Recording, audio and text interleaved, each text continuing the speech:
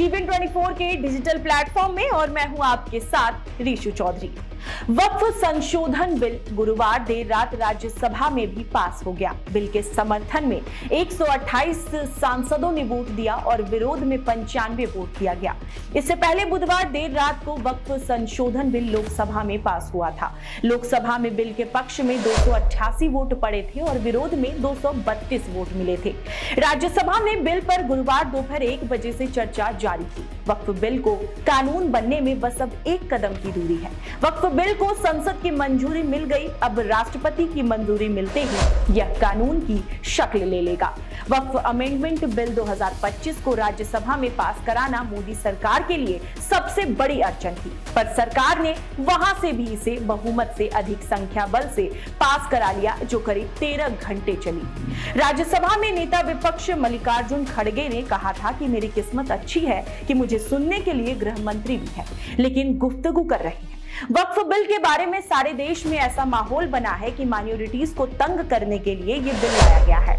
उन्होंने कहा कि ऐसा कोई बहुत से बदलाव अगर 1995 के एक्ट में होते तो हम मान लेते, जो वहां है वो इसमें डाल दिया जाए, जो नहीं डालना चाहिए वो भी डाल दिया। बीजू जनता दल यानी बीजेडी ने वक्फ बिल पर कहा है कि पार्टी ने अपने सांसदों को कोई व्हिप जारी नहीं किया है।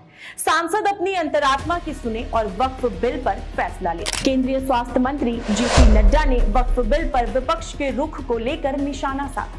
नड्डा ने कहा, हमने कांग्रेस नेतृत्व वाली यूपीए सरकार की तुलना में वक्फ बिल को लेकर कहीं ज्यादा गंभीरता दिखाई।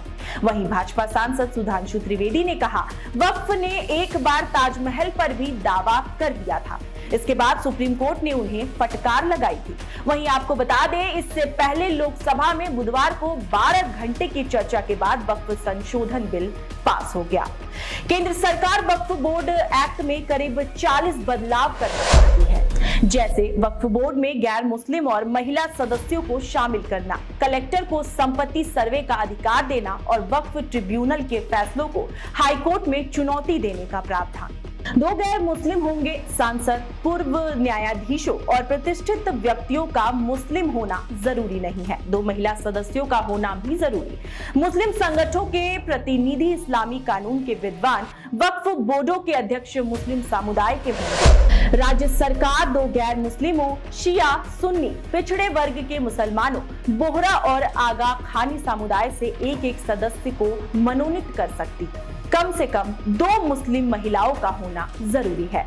इसमें अपर जिला मजिस्ट्रेट शामिल होंगे। मुस्लिम कानून विशेषज्ञ के प्रावधान को हटाया गया है। इसमें जिला न्यायालय के न्यायाधीश और एक संयुक्त सचिव यानी राज्य सरकार शामिल होंगे।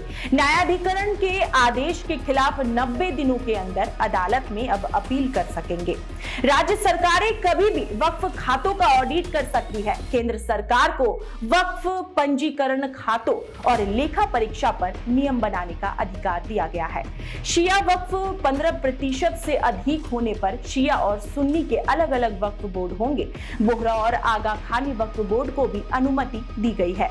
इन बदलावों को लेकर सरकार का तर्क ये है कि बिल वक्फ संपत्तियों के पारदर्शिता लाएगा, दुरुपयोग रोकेगा और मुस्लिम महिलाओं व गरीबों को फायदा पहुंचाएगा। वहीं विपक्ष और मुस्लिम संगठन इसे धार्मिक स्वतंत्रता पर हमला मान रहे हैं। उनका कहना है कि ये बिल वक्फ संपत्तियों को कमजोर करेगा और सरकारी हस्तक्षेप बढ़ाएगा। देश और दुनिया से जुड़ी ऐसी ही तमाम खबरों को जानने के लिए आप बने रहिए हमारे साथ और देखते रहिए जीवन 24 का डिजिटल प्लेटफॉर्म।